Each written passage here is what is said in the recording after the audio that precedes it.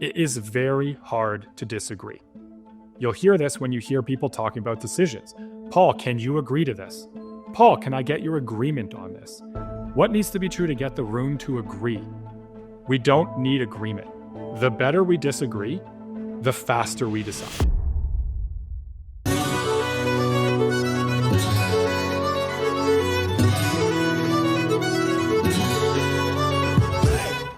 Hey everyone, before we get into this week's podcast, we got a pretty cool announcement to make. You are now able to connect with us. We have a pretty cool little widget that's on the website. Just go to paultaylor.biz/podcast. And near the top of the page, you'll see a little icon that says send a message to the Paul Taylor podcast. So what we can do with that, you just click on that and then you send us an audio message and we will get the audio message. Now, the first thing I want to do with using it is actually do an Ask Me Anything episode. So all you got to do if you got a question that you want me to cover is just go to paultaylor.biz/podcast, hit on start the recording, and then send us a message about what you would like me to talk about in the Ask Me Anything and leave your name. We will call it out on the show. I'll get that all put together.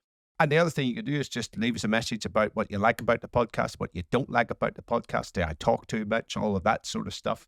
And just give us some feedback. And we will use that to continuously improve. So looking forward to hearing from you.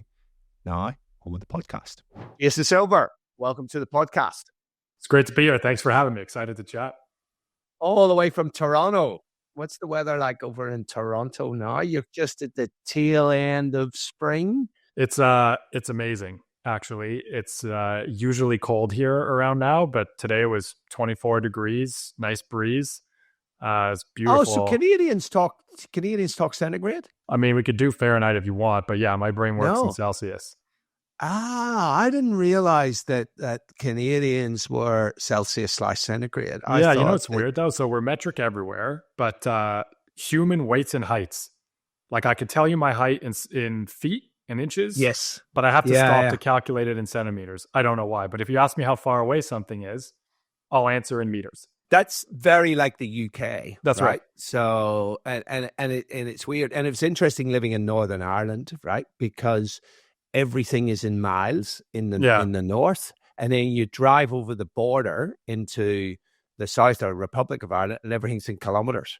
But I've grown up in feet and inches, talking about height, but also in miles. But interesting, having lived in Aussie for 20 years, I'm now fully metric. Apart from the height thing, I always still have to translate that into feet and inches. Yeah.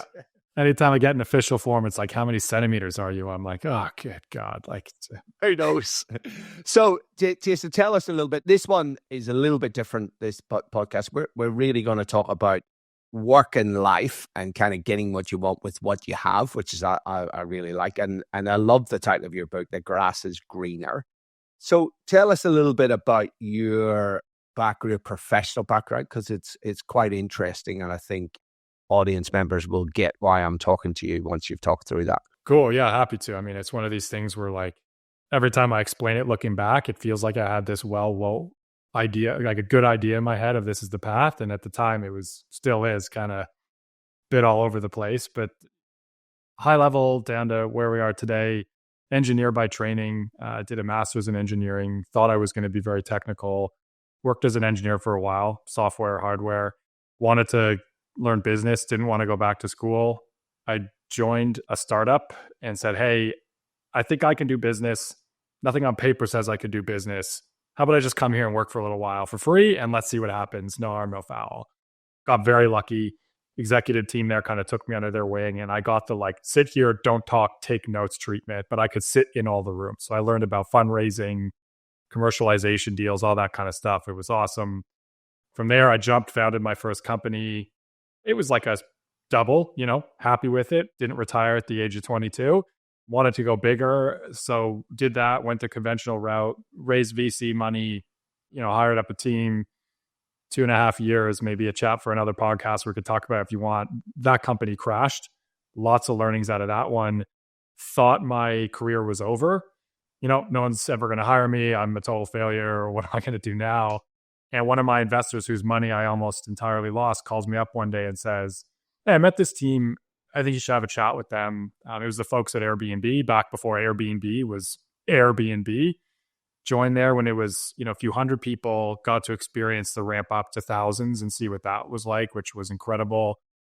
Left there, became the COO of an AI company back before AI was the cool thing to do and everybody was doing it. And we built that up from the ground floor again, which was really amazing. And now I spend the majority of my time advising other founders, other executives, scale ups, larger corporations on how to build teams that people are both love working for and are incredibly high performing, which sometimes feels like an oxymoron.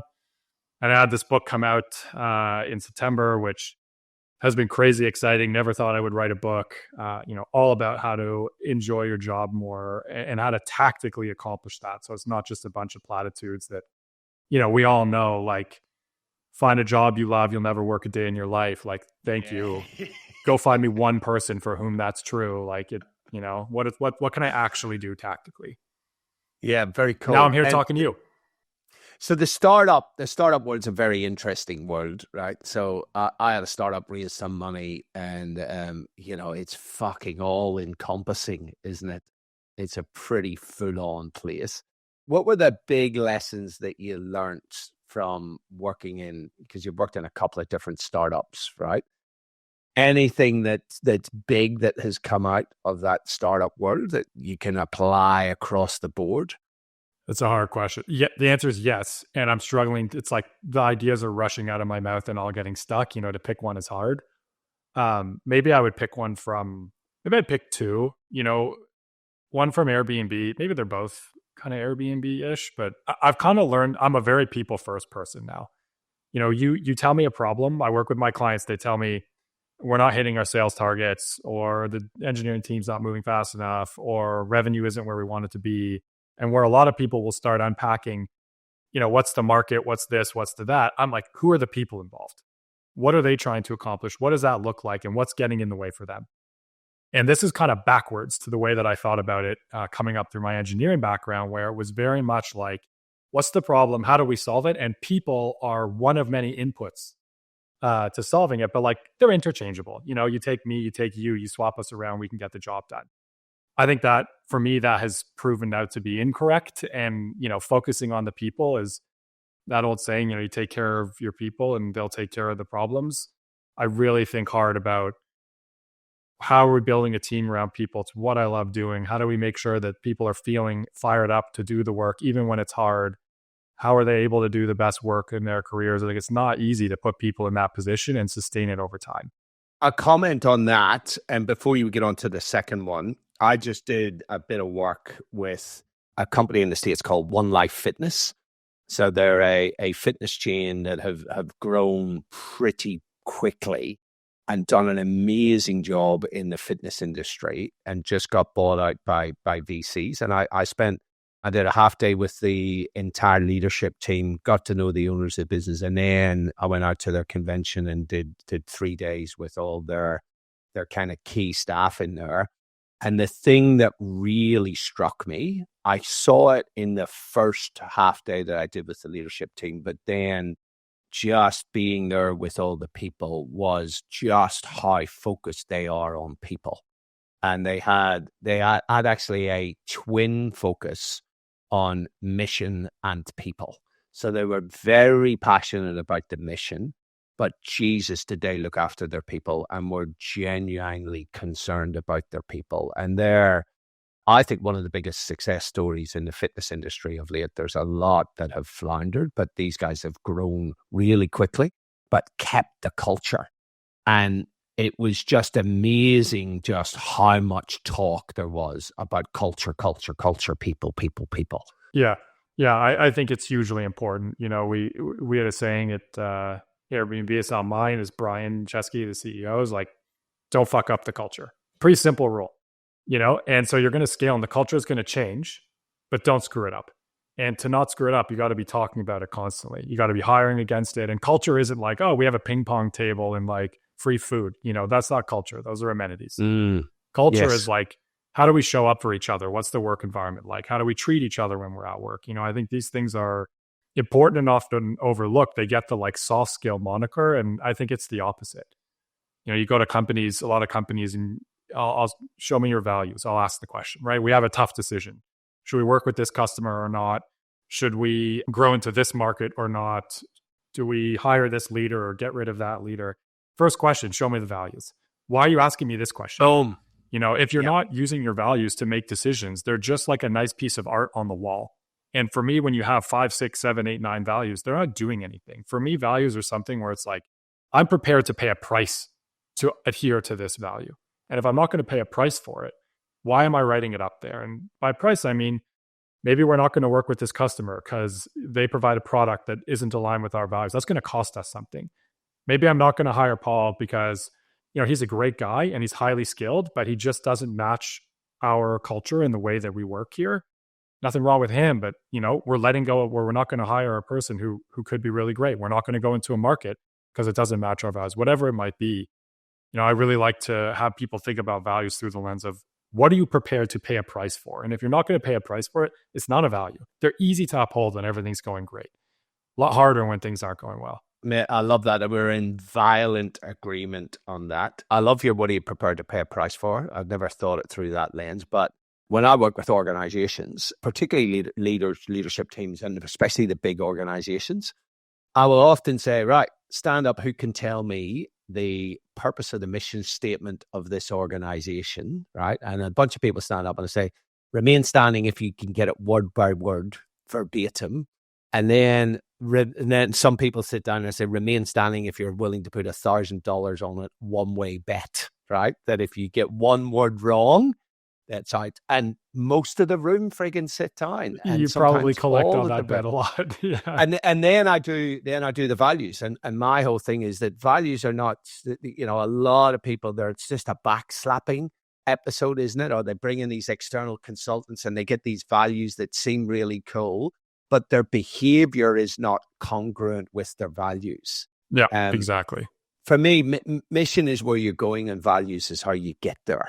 And I'm so interested in the how you get there story. I think that for me has been the, we talked about how I've crashed a company. You were kind of asking about like the second lesson. I think it's some morphed version of when you're in startups, like it is an ego buster. I have failed in every possible business way that you can imagine. And I'm still standing and things are still going great. And, you think that like, oh, this failure is going to get me. If this goes wrong, my career is over. If this happens, I'm done. Not really. People aren't paying as much attention to you as you are to yourself, and there's always a good story so long as the way you got there is aligned with your values to bring the conversation full circle. And, I think that's why, like, I was shocked when the investor, I'm like, dude, I lost all your money. What are you doing me a favor for? And he's like, I watched the way you did this. That was the right way to do it. It's not your fault that the company crashed. Sometimes it works. Sometimes it doesn't.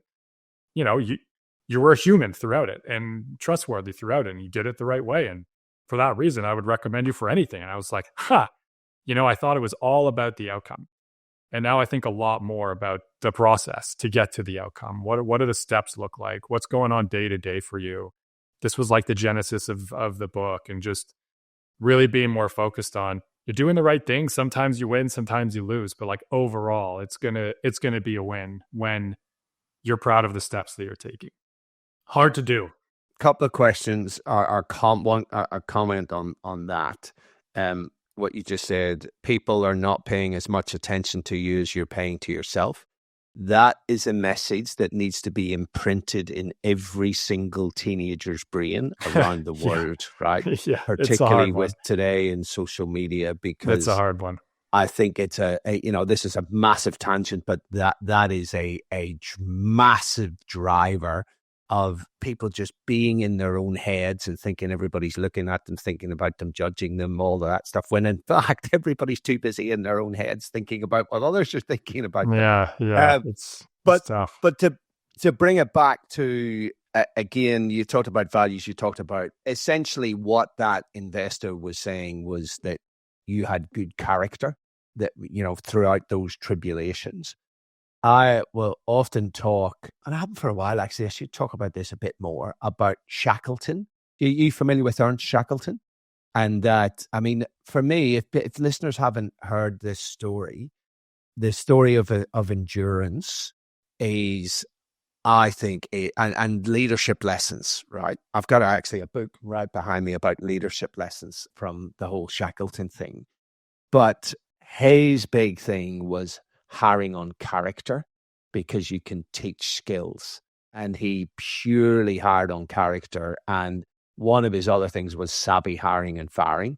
That as soon as he realized that the person was not of the right character, didn't fit the values, then he got rid, because he knew that, he did not actually know what he was going into, but he knew he was going into something that was bloody difficult, right? The more uncertain the path, the more certain you want to be about the people. Like, I think it's that simple. I don't know what we're going to hit. Let's make sure that we're aligned on the way we think through problems. Not the same. The last thing I want is 10 other me's going with me on a journey. I'm like, that's not going to go great for anybody, but I want 10 people that are aligned with my values, so that I know when things start to go wrong, we're not going to be pushing each other down. We're going to be looking for a way to, pull all of ourselves up. So it's hard, it's hiring for values is challenging. People can get offended. They think that you're kind of judging their character. It's not that. You can be a great human being and just not a fit for the values of an organization. There are lots of great people who wouldn't fit great in an investment bank. That doesn't mean that the investment bank is wrong or that the people are wrong. It's just like, this is not, a great fit. I love baseball. You ask me to play cricket, I'll try, but like, that's not something that I'm, all that passionate about. And the rules of the game are quite different. So I'm probably not going to be phenomenal at cricket. And I think it's just kind of getting that into the ethos of the organization, that every time we make a major decision, the values need to be considered. And what bigger decision than who's going to be on this journey with us, and what people do we have to ask to leave, the journey with us for whatever reason. It's very hard. It's a simple thing to say, but it's not an easy thing to do, to permeate the values through major decisions inside of an organization. And I think one of the things that becomes really difficult, I mean, you kind of captured it when you talked about the CEO of Airbnb saying, don't fuck up the culture. Really interesting research by a Scottish anthropologist called Dunbar. Right? And it just popped into my head for some reason. I have no idea. But he was an anthropologist who studied, basically, anthropology for him was the study of humans and tribes and how we interact. And he studied human tribes all around the world and came up with something that's now called Dunbar's number. I think I know that. Yeah, keep going. Right. So that what he found in tribal societies was that, as humans, we have always lived in small to medium-sized tribes. And Dunbar showed over and over again, when a tribe hit about 120 to 130 people, that it started to fracture, that there started to become lots of subgroups and stuff like that, and competing interests. And Dunbar's number was the kind of the upper limit of a well-functioning tribe. And then other people have taken that and actually applied it to business. And I've talked to a number of startups who are growing, and maybe it's not exactly that 120 to 130, but certainly when they get over 100, that 100 to 150, that's when just everything becomes so much more complicated. When you don't know everybody's name, that's my kind of spot, is like when you no longer know, there goes Paul. You're like, who's that guy? And that happens to you 2-3 times a day. It's, and you're right. I've seen it. The inflection point is somewhere around the low hundreds. And then once you start getting up into like 500 to 1,000, things shift, and 10,000, they shift again. Like it's lots and lots of shifting. That's why you asked the question earlier, like people dynamics, man. I think it's everything. You can have the best strategy in the world, and you can't find a way, like the right system of work, the right values to glue everybody together. At the end of the day, if you're going to do something truly transformative, probably more than 120 people are going to need to be involved. So how are they all going to work together in a way that's effective and not, 1 + 1 = -1? That's why I'm so interested in team dynamics and that kind of stuff around. It's not just about the product. I love the product. I love that stuff, but who are the people around it? It's the surest way to crash, and the best way to be successful is to really invest in people. Okay, so let's now talk about the individual, right? So your book is all about, your grass is greener. I like that topic, that title. It just kind of appealed to me straight away. Why did you come up with that title? I would love to take credit for it. I can't. It has to go to my brother-in-law. We were kind of workshopping titles, and I kind of had the concept and I hadn't found the words yet. And I'm glad to hear you like the title because I love it too and work really, really hard at it. But what I was trying to capture is this essence that a lot of times I think we make. Look, if you look at work right now, a lot of people are struggling. I think you can look at all sorts of different numbers, like look at the number of people that are quiet quitting or the data on the great resignation. Millions of people quit and change jobs. Something like 80% of them are regretting it now. Like people are burning out, they're disengaged. There's just a lot of struggle in the workplace. I'm going to throw in, Jason, just for here, because I read it recently in New South Wales, which is a big state. It's probably nearly a third of the population of Australia, certainly over a quarter.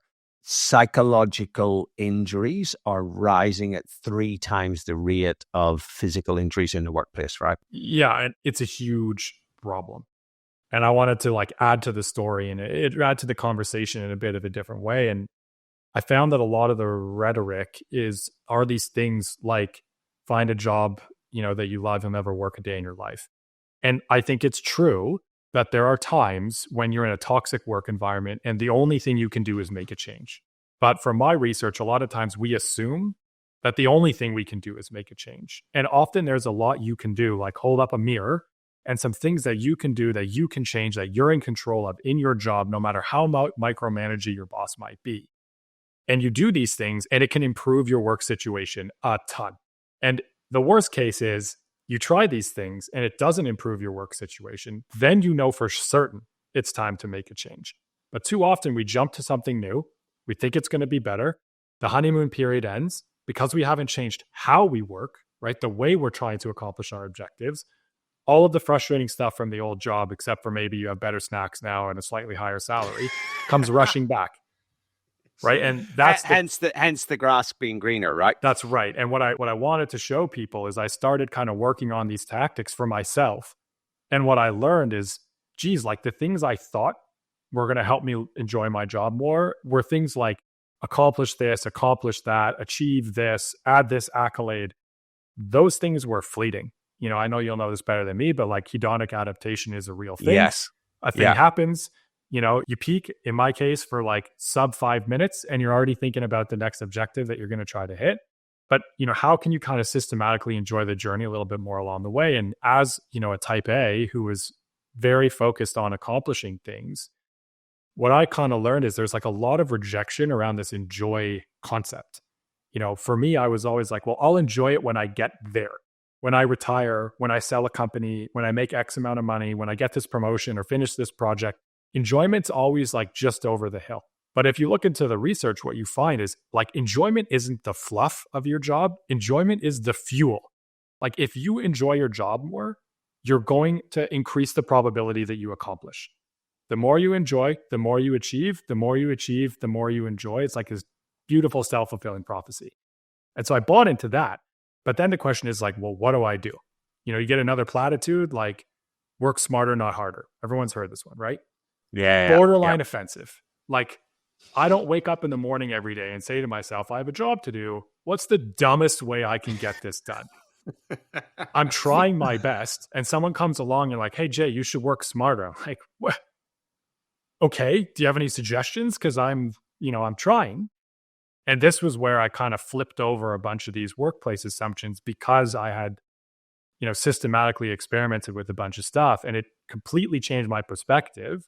I wound up writing this book where it's like the 9 most common workplace challenges and a specific tactic that is entirely within your control that you can like put down the book and try. And the kind of guarantee I give folks with the book is like, read the book and try the tactics. It's either going to improve the situation and you're going to be enjoying your job more and achieving more, or it won't. And you're going to have some clarity about whether or not that's the right job for you to be in. Yeah, I like it. And look, we will dive into maybe 1 or 2 of those workplace challenges and the tactics that you can use. But a couple of things that popped up when you were talking about that, the hedonic adaptation and the, I will enjoy this more when I get there, and then talking about the process. you just kind of summarized a brilliant book. I don't know if you've ever read it, but you should. If you haven't, you should, because I think you will love it. Zen and the Art of Motorcycle Maintenance by Great Robert book. Big Pirsig. fan. You've read it? Right. Yeah, cool.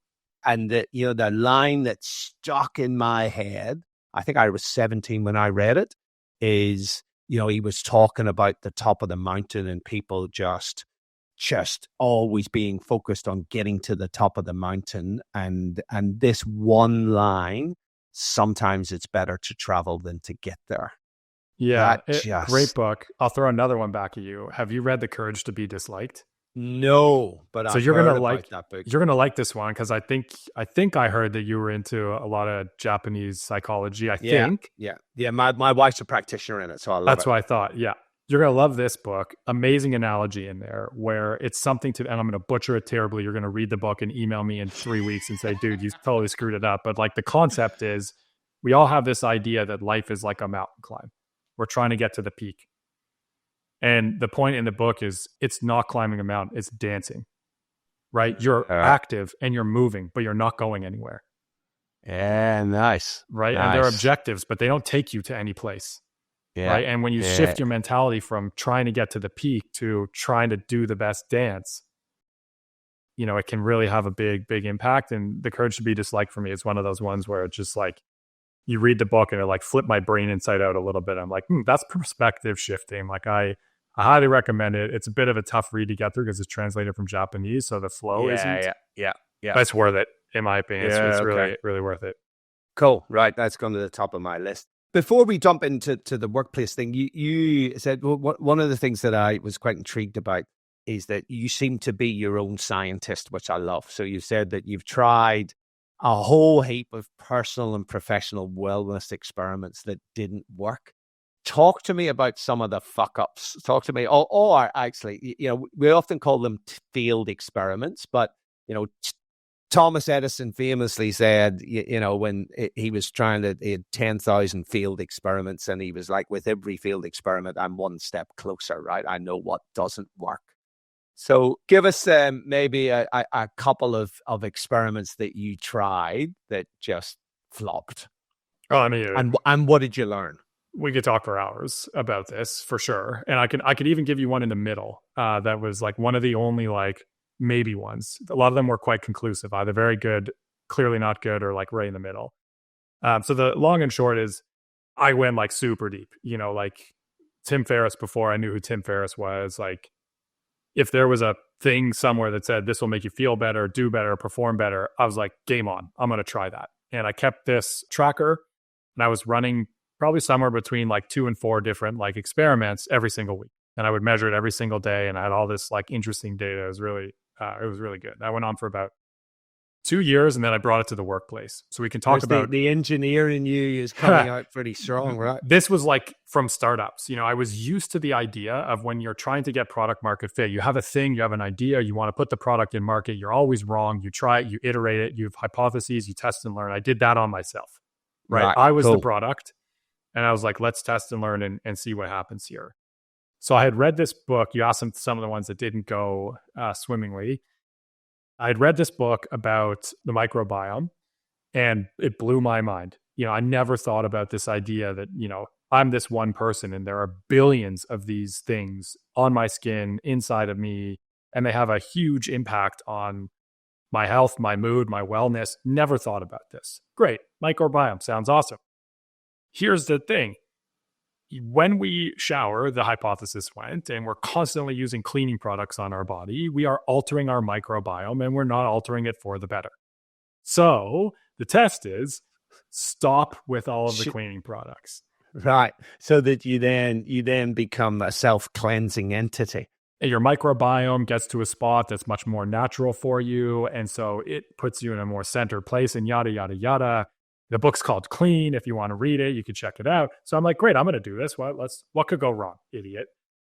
So I still wash my hands, but like no soap, no shampoo. I made it like 4 days. And I just was like, this might result in a better microbiome, but I feel disgusting. Like, just for like, I didn't want to go out of the house anymore. I was like avoiding people. I'm constantly like, do I stink? Am I that guy right now? Like, And that was whatever benefits I might have gotten down the road was pretty much tossed out of the gate because I just didn't feel physically amazing. And like, so that one went in the garbage. Funnily enough, my wife didn't notice. I didn't tell her. So, years later when she found out, she's like, what the hell? So it couldn't have been that bad, but I really didn't love that. One of the ones that was kind of a maybe, I got big into cold plunging. Again, this was long before it was like the cool thing to do. I would start my day with, forget the exact amount, but it's 4 or 5 minutes, freezing cold. And I replaced my morning shower with it. So it was like I would cold plunge and then I would shower very quickly. At the time, I had a very young son. I've got 2 kids now, but a young kid. And for anybody out there with parents, I was like the COO of an AI company. I had a young kid. And as silly as it sounds, the like 8 minutes in the morning when I get to take a shower is like sacred time. Like yes. I don't get a lot of other time. I don't get a lot of other me time at that time.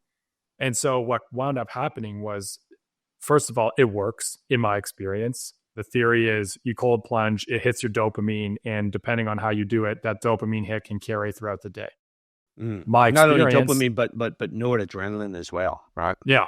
So I was tracking how I was feeling, and both my data and my felt experience was like, I am feeling better. Like I feel invigorated, I feel great, but I dread the hell out of every single morning.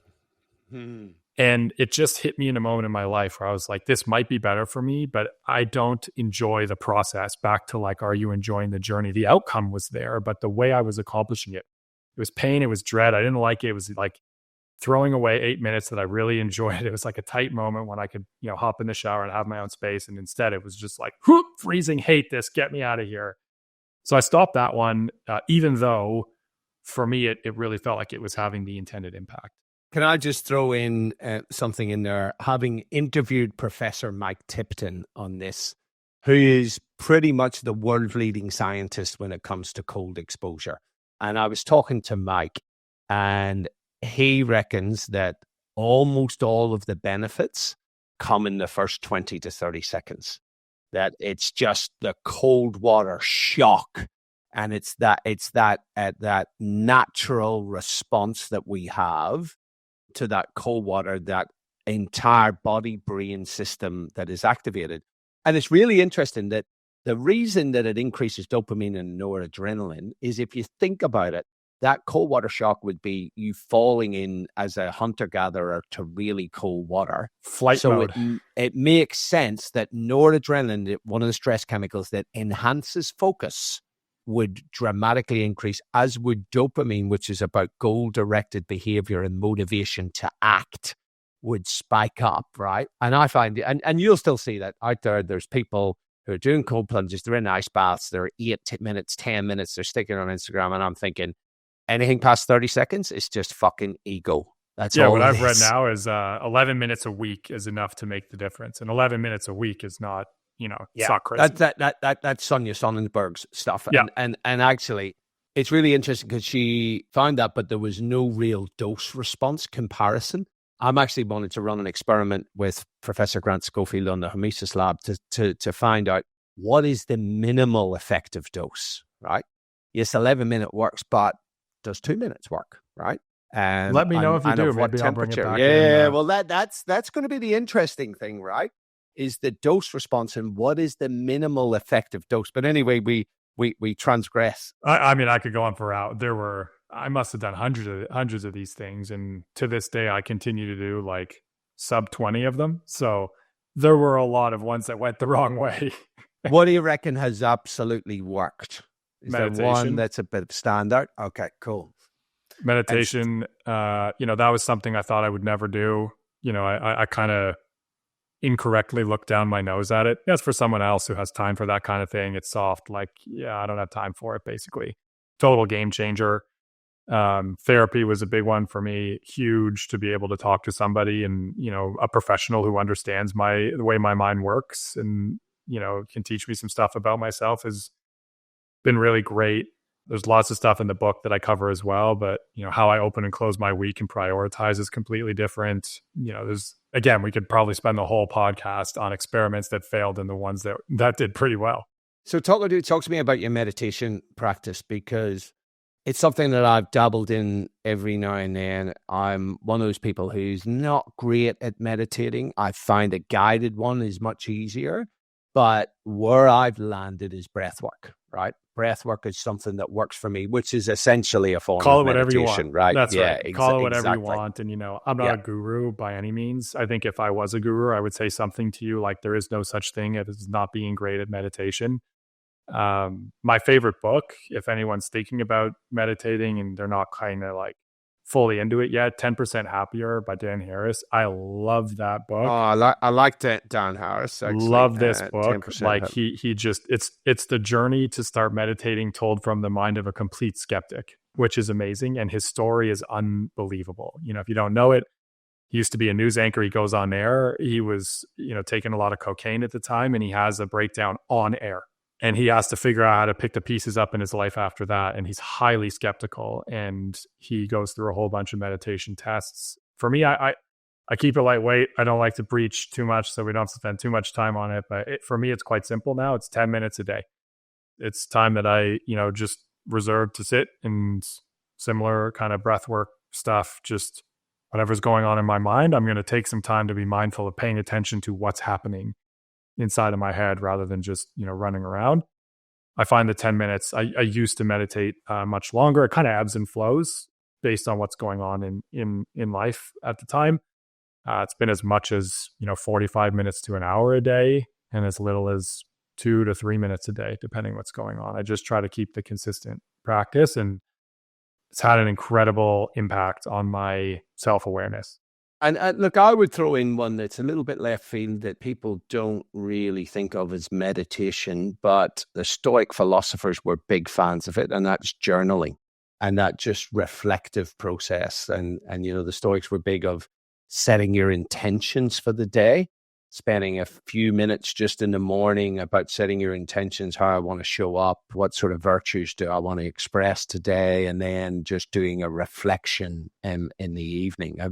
Have you played with journaling a bit? Yeah. So that's what I meant about my kind of weekly habit. I open and close every week, and I open and close every day with a similar kind of a thing of what's important this week, what things are not going to get done this week. I'm very intentional about that. How do I want to show up this week? Are there some things that I'm thinking about? Journaling is something I dabbled with. Multiple different kinds of journaling were in the big experimental set. I didn't keep up with it, not because I would say it didn't work. I just found meditation was, doing the job for me. But the one that stuck out the most is free writing. I really like this one. It's really simple. You get probably, in my case, I needed a bunch of pieces of paper, but you set a timer, pick an amount of time, a minute, 2 minutes, 5 minutes. And the only rule is you can't stop writing. You just write. You write, and it's whatever comes out of your brain. I'm thinking this right now. I'm thinking that right now. I don't know what to write. I don't know what to write. I don't know what to write. It doesn't matter what you write. It's just that you continue the stream of consciousness down onto the piece of paper. And I noticed that had a very interesting effect of just like seeing what was going on in my mind written down on a piece of paper. And then when you're done, it's not like Dear Diary, today I met Paul and we had such a nice conversation, so I can read that in 5 years. You finish, you crumple it up, you throw it in the garbage. Right. It's just a self-awareness practice. That's right. It's just time. For me, it was just time where I was like, I'm seeing what's going on in my mind written down on a piece of paper. And there was this interesting effect of like, when you're disassociated from the thoughts going in your mind physically, it was a really interesting way to see like, this is an interesting, like, look at the way my thoughts were bouncing around here, written down on a piece of paper. That's cool. And on to the next thing, and doing that every day for a couple weeks, I found was making me much more mindful of I could pay attention to the talk track going on inside of my head. And once that happens, for me, it was between meditation, journaling, whatever, amazing for me to see the way that my mind speaks to me. When you're not paying attention to that, for me, it was quite surprising. Like this is not how I would talk to other people. Why am I talking to myself like this? You just induced a flashback for me from about 30 years ago when I was in Cambodia. I was backpacking, I got really sick in Cambodia. I love it there. Oh, but did you? Yeah, it was an amazing place, particularly. Oh, no, actually, it would have been 30 years ago. And I was in rural Cambodia. I'd gone to Battambang, and I wanted to go and visit this temple that I'd read about. And I had a guy take me on the back of a motorbike out to this temple, and walked up to the top of the temple. And there was a monk there, a female monk. And we started chatting through the guy who'd take me, who spoke some English. And turns out she was there meditating for a month, and she would just go down to get rice and just spend the whole day in the temple meditating. And I actually said, I asked for some advice, because at the time I was trying to do a form of meditation called no mind meditation, where you just completely empty your mind. And I was rubbish at it, right? I couldn't get past 3 seconds. And I told the guy, and then he explained to her. And then she just started laughing, like this belly laugh. That sounds right. Thought that this was hilarious. And then she said to him, and through him, she said, "Don't worry about that." She says, "You can't do that. You just need to become the watcher." Yeah, right? That's great. And what you talked about, that stream of consciousness, is just about being the watcher, is that self-awareness of what's happening in your own mind, because I think without that, people just get hooked with this stream of consciousness, right? And it just takes them to all sorts of sometimes unhelpful places. Let's switch over. So we talked about some of the personal stuff. Let's talk about a few tactics that you have in terms of your workplace, right? For enjoying your day-to-day work more, whether it's progressing faster or speeding up your decision-making. Give our listeners a couple of the tactics that you talk about in the book in order to get that more enjoyment out of your work. Sure. Let's go like in rough order the book. I'll give you a sampling from the first third and a sampling from the middle third, and that'll give you a sense. And it's ordered this way on purpose. The meat of the book is how to enjoy your job more. That's kind of the middle third. But the challenge with it is that stuff's a little bit more self-reflective, and we'll talk about it in a sec. And makes sense that you have to do a bit of self-reflection there. And people will tell you, if you want to improve, like, focus on yourself to start. It's very hard to do that job off the side of your desk. And the reason we have challenges with that is not that we're incapable, we don't have time. And so the first third of the book, I basically titled, how to do 5 days of work in 4 without working until midnight. And it's all about... I think you've now just cooked everybody who's listening to this, me included, right? So the whole idea is you first have to create some space, and then you can create some change, right? And the surprising thing is creating the space is not as shockingly hard as it might sound. And there's basically 3 things we cover in the first third: miscommunications, decision-making, and prioritization. These are the 3 biggest things in my experience that slow you down at work, right? You get in miscommunications and they wind up being very costly for you. Decision-making, you sit around waiting for a decision, or in meeting after meeting after meeting after meeting, trying to get to a decision. Prioritization, you have a never-ending to-do list. So you finish your work for the week, you don't even know what that means, and there's already more work and you're doing it and you're working like crazy, right? How do you prioritize effectively, which means saying no? So we could pick any one of those tactics. Does one kind of jump out at you as the problem you want to dive into? I reckon, fuck now, they all jump out at me, and I can see how all of them become real issues for people. So you just pick your favorite. I love them all, but I'm a huge nerd about decision making. So maybe I'd pick that. There's 2 chapters dedicated to decision making in the book: faster decisions and better decisions.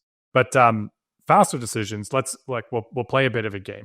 Okay, there's a common thinking that the bigger a company gets, the slower the decision making is going to be. Okay, I'm going to tell you some things about a company, and you're going to try to guess how quickly they can make decisions, and I'll give you bonus points to count for nothing if you can guess who the company is. Cool? I've got to guess the actual name of the company. You don't have to, but I'll give you bonus points. Right. Okay, cool. Okay. So the company is 400,000 people. Okay. Over $175 billion in budgets. They've got long-term objectives, so they can't learn from their mistakes over time. The stakes are very high. A bad decision will kill somebody, right? The highest. They have no chat, no email, and no cell phones to make communications quicker as they have to make decisions in the workplace. How quickly do you think that company that I just described, which is a real company, what's their average decision time? And again, if you can guess who it is, bonus points. They've no chat, they've no email, they've no phones. No cell phones. I reckon their decision time is actually reasonably quick because it's not all this back and forth and waiting for some person.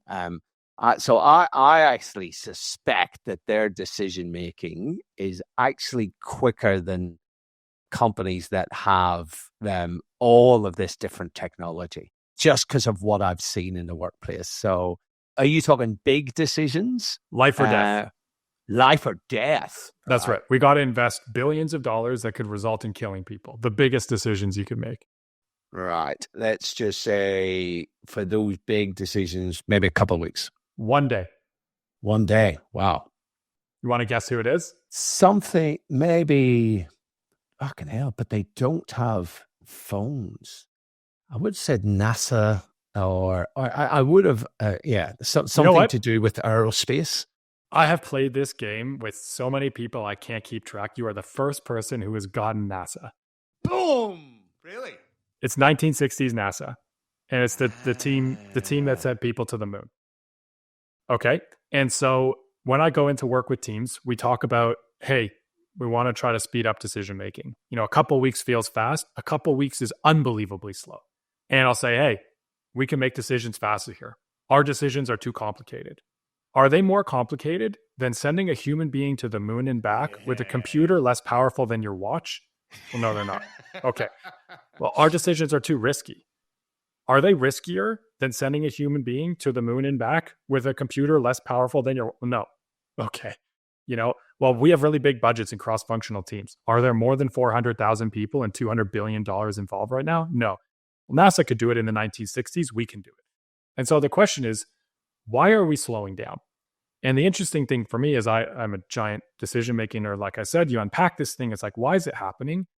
We're actually building teams that is inherently slowing down our decision-making. We just don't realize it. And the moment you realize it, the light bulb goes off and you can speed it up. I'm going to give people one sentence. They're not going to believe me that it will speed it up, but it will when they try it tomorrow at the office. Okay? And this is the more people that we put on a team, the more diversity that we look for in those people, the more likely we are to disagree. Human beings, to your point about tribes earlier, are hardwired to agree with each other. It is very hard to disagree. You'll hear this when you hear people talking about decisions. Paul, can you agree to this? Paul, can I get your agreement on this? What needs to be true to get the room to agree? We don't need agreement. The better we disagree, the faster we decide. Seems like an obvious statement, but when we all agree with something, we just do the thing that we all agree to, and it doesn't take long to make that decision. The decisions that take time are the ones that we don't agree on. And so instead of spending all this time thinking about how do we agree more, how do we get Paul to agree with this, instead, let's focus our energy on, well, how do we disagree better? Can't it be true that I have to make a decision and Paul doesn't agree with me and I can decide and we can get moving? And so the thing that we're looking for, what great teams can do, what NASA can do, what the fastest moving companies today can do is they aren't looking for agreement. They're building alignment. Yeah. Consensus is not necessary to make decisions, right? Not only is it not necessary, I think there are a very small subset of decisions that might need consensus. Otherwise, I think it's one of the worst ways to make a decision, because to get to consensus is basically the antithesis of diversity. It shouldn't be true that we get a group of people who think differently and yet arrive at the same conclusion every time. Then we don't have a group of diverse thinkers. We just say we do. And if we build a team for diversity and we force them to agree all the time, we're wasting all the time and energy we spent trying to build a diverse team in the first place. We might as well have a homogenous team. But the case for diversity is pretty ironclad. You know, a more diverse team produces better business outcomes. It's like been shown over and over and over again. And an interesting observation on there, having worked with lots of different leadership teams, and I run like full day sessions on high performance teams. what I tend to find, I don't know if you have noticed this either in your experience or your research, in that leadership teams who get on very well individually and have been around for a while and like each other socially, I tend to find that they are the worst at making decisions because they don't like conflict. They don't want to disagree. And that conflict for them becomes a dirty word, where I said to him, people, you're running a business here. You're not running a kumbaya loving. It's like you're paid to make decisions and you're paid to actually have productive conflict. I think that is something that is missing, is this idea of productive conflict, where you passionately debate ideas. You play the ball, you don't play the individual, but then you have to come to decisions. You play the ball to a point, right? And that's the challenge, right? And I think that I agree with you completely. What we want the conflict out in the open. We don't want it to be, well, I don't agree with this, but I'm not going to have the conflict. I'm just going to run around behind the scenes and slow things and sabotage behind the scenes. That's right. And you may not do that on purpose. Yeah. But, confirmation bias is a real thing. You have a thing in your head. I don't think this is right. As soon as you think that thought, you're not going to try necessarily to sabotage it, but you're not fully supporting it, and therefore you're kind of shooting it in the foot. Sorry, there's just to clarify that, for me, there's a continuum of sabotage. There's the soft sabotage where you're actually not supporting it, and then there's the active sabotage. That's fair. Yeah, absolutely. I'm going to make sure that Paul's decision blows up in his face and he goes down in a flaming ball of, non-glory. Like, that's not... that would go back to the values question and whether I would be the right human being on your team. And the soft sabotage is just not being committed, not being fully committed, right? And that word is the most important, committed. And I think I don't need to agree with your decision to commit. Correct. Right. And so I'll give you the tactic, and I'll give you one for bonus because you brought up the word committed, and it's the big the buzzer word for me on this one. The challenge with disagreeing is we don't know who we're disagreeing with and who gets to decide that we disagree. And this seems so obvious, but the simple tactic here is, before you debate any decision, decide who decides. Nice. And all you need to do is, if you're you can be a leader in the company, you can be an intern in the company, listen for a decision. The vast majority of times that you hear a decision brought up on your team at your company, the next thing you'll hear is a debate about which of the options we can choose. But when we do that, we haven't first reconciled. How will we reconcile a disagreement? Oh, this is going to be Paul's decision. Great. Now let's go crazy, because Paul's going to listen. He's going to tell us when he's heard enough. And he's the one who's going to say, I know there are 3 options. I'm picking option number 1, and this is why, and here we go. Or we're going to say, a week next Friday, we're going to take a vote. No problem, right? We're going to debate this thing like crazy until a week next Friday, until we all put up our hands, aye, no, yay, whatever, however you want to vote. And the decision's done. But without that, we assume we have to have consensus. And what that turns into is me trying to convince Paul that I'm right, rather than me giving Paul the context that I have that he doesn't to improve his decision, whatever it is. Okay, so decide who decides. Listen for your decisions, decide who decides. That by itself will speed up your decision significantly. We won't go into the research too much, but there's a lot of research out there. What it shows is the average person is wasting 1 full business day every single week because of slow decision making on their team. Fucking hell. So you don't need to change how you work. You don't need to like become some productivity guru. Just speed up decision making on your team, and it will save you up to a full day of lost productivity every single week. Decide who decides. We'll get like 80% of the way there. That's cool shit. Love it. Okay, what we got next? Okay, so we were talking about enjoying the job more. Okay. Yes. Okay, so this one, again, I kind of like, a little bit agitating with the book on purpose. Like, you say the thing and then there's a lot of pushback, okay? And if you enjoy your job more, it's going to lead to better outcomes for you. Fantastic. Sounds great. Number one pushback I hear is, I have no time for that. I can't enjoy my job more. I got too many things to do. My boss told me I have to do X, Y, Z. What are you telling me? Like, sure, I'd love to be playing the piano right now, but that's not what my job needs. The first point I like to make is, enjoyment and fun are not the same words. Mm-hmm. Okay? Fun is always enjoyable. Enjoyment is not always fun. Example, if you're a runner, you go for a run, you're doing a marathon, you're on the last mile. That's probably not fun in that moment, but you enjoy the run. Professionally, when I've been enjoying my job the most, it's not usually when I recognize that joy in the moment. I think back to a time when like the team was cranking on a problem up against a tight deadline. We were all going in the same direction. It felt great, but it was very challenging, stressed out if we're going to hit it. But you're like, this is what I enjoy personally about work. Okay, so that's kind of the first thought there is like, it's not the same as fun. We're not aiming for fun. We're aiming for like enjoyment overall. And the way that can I throw a word at you there? Yeah. Just as you're describing that, the word that's popping into my head is being engaged. Engaged is another word for sure. You play around with the words and like, do you want to pick engaged? Do you want to pick enjoyed? You know, I have found ways to engage myself in things that I don't think contribute to my well-being because I'm stubborn and crazy and want to accomplish things. Yeah. And so I picked enjoyment because it is one that I think, you know, I wanted something that was visceral around. It's important to me to enjoy this process because I don't know what the outcome's going to be. But engage is a word that's often thrown around in the workplace. Obviously, we'll run with the enjoyment. So give us the tactic here. Okay, so the idea here is you don't have to change what you do. You just need to think about changing how you do it. And this sounds, again, a little bit out there, but if you stop and think about the way that we plan, either on teams or as individuals, what you'll realize is the vast majority of the time we spend thinking about work is talking about what. What's the objective we need to hit? What does the Gantt chart look like? What are the specific things that need to be accomplished? We don't spend a lot of time talking about how do we want it to feel while we're accomplishing these things? How do we want to get there? Right? If I'm thinking about going to a restaurant, I open up Google Maps, I type in the location, I can walk, I can take public transit, I can drive. If I'm driving, I can avoid tolls, I can take the scenic route. Gives you options. All of them get me there.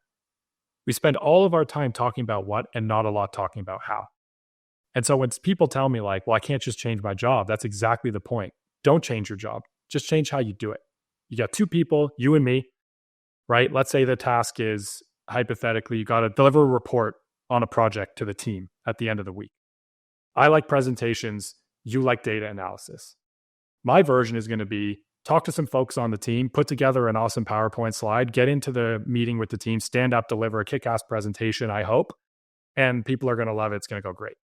Your version is going to be do a bunch of analysis, crunch it in an Excel spreadsheet, send an email to the team before the meeting saying, please have a read through this, come to the meeting with any questions you have. They come with the questions, you answer them. We both accomplished the same job.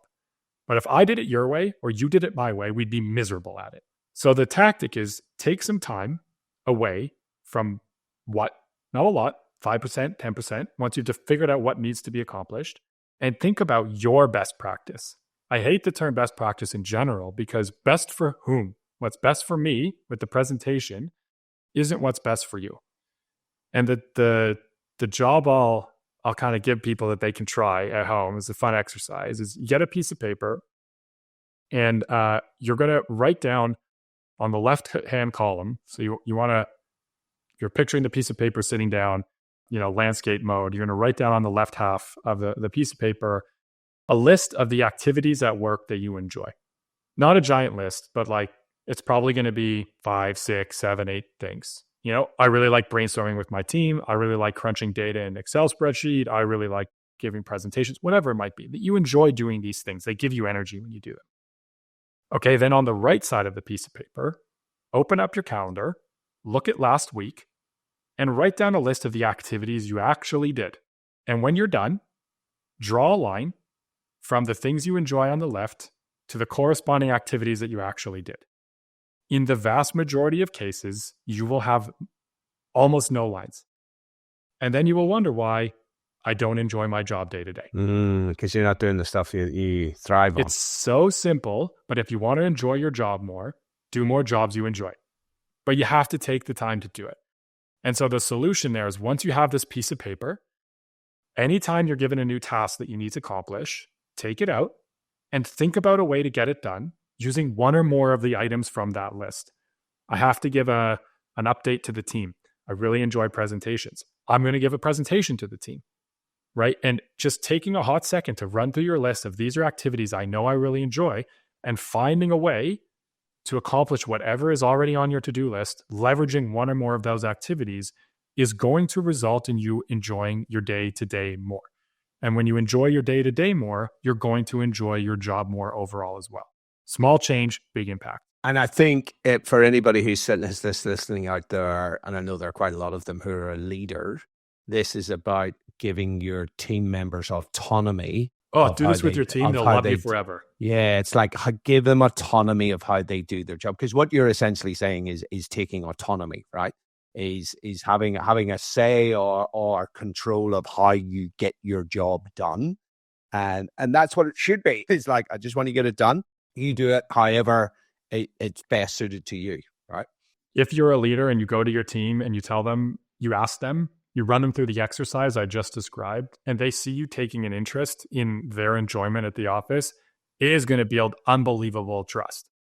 If you're on the other side, okay, a leader has a boss as well. And again, some common pushback here is like, well, my boss won't let me do it that way. And that'll be true in some cases.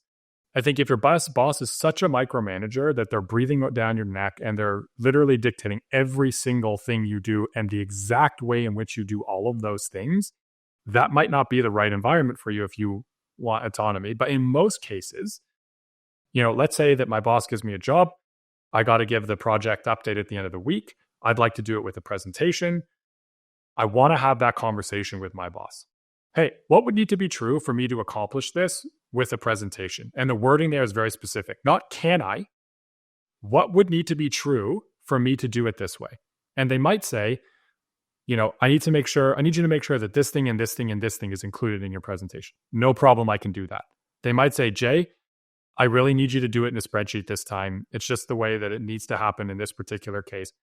And you know what? In that, no harm, no foul. You're going to have to do it the way that your boss wants you to do it. But what you've done is you planted the seed that you're thinking about this. And I guarantee you, if they're a halfway reasonable manager, you have that conversation 2 or 3 more times, you're going to start getting the ability to do the jobs more in the way that you're going to enjoy more. But you have to open that conversation with your manager, and they're not going to figure it out for you. Hence the exercise. Like it. That's very sage advice. So we are running out of time, but the one from the last third of the book, give us one on that. Oh, quickly is tough. So that one's, better decisions, feedback, and what would need to basically how to see opportunities everyone else misses. That's like, I put that chapter last because it's a life changer for me. How much time do we have? Do I have to give you the 30-second version? No. You can give me the 3 or 4 minute version. No, I'll give you the 3 or 4 minute version. Most impactful question I've ever learned in my life. If you're, a physics person, this single question is the root of all the other tactics in the book. We've already talked about it a little bit. The short version of the story here is I had just started Airbnb and crashed a company. I had produced a plan on what we were going to do. My original job there was to lead growth in Canada back before anyone knew what Airbnb was. I put together this plan. I worked on it really hard because my confidence was in the gutter. I really wanted to impress everybody, and I wanted to impress myself that I wasn't a failure. Yada, yada, yada. I fly down to San Francisco with this plan I worked really hard on, present it to the team there. One of the leaders, nobody says anything while I'm presenting, which is deeply uncomfortable for me, by the way. I like some kind of is this landing? What's going on here? Feedback I get at the end is, this is a great plan, Jay. We want you to do 10 times the result with 10% more budget. Laptops close, everybody leaves. Okay, I'm upside down. They told me it was great. That's fun. But then they said do 10 times better. Hard for me to think of me being great when I'm off by an order of magnitude. Okay, let's put that aside for a second. Then it's 10x. I'm a relatively, aggressive individual. We could hit 10x. If you give me 8 times more budget or 5 times more budget, 10% more budget, 10x, impossible. I'm spun around, I'm upside down, going through orientation the whole time I'm down on the trip. I'm flying home and I decide, you know what? If I'm going to fail, I'm going to go down in big blazing ball of glory. I'm going to suspend my disbelief for a second. And I asked, what would need to be true to 10x with only 10% more budget? And I had already done the job of listing all the reasons in my head why it can't be done. Right? You know this as well as I do. Our brains have a negativity bias. Yes. Really easy to like find the ways why something's not going to happen. What would need to be true for this thing to happen? And when I did that, I kind of flipped the plan around a little bit.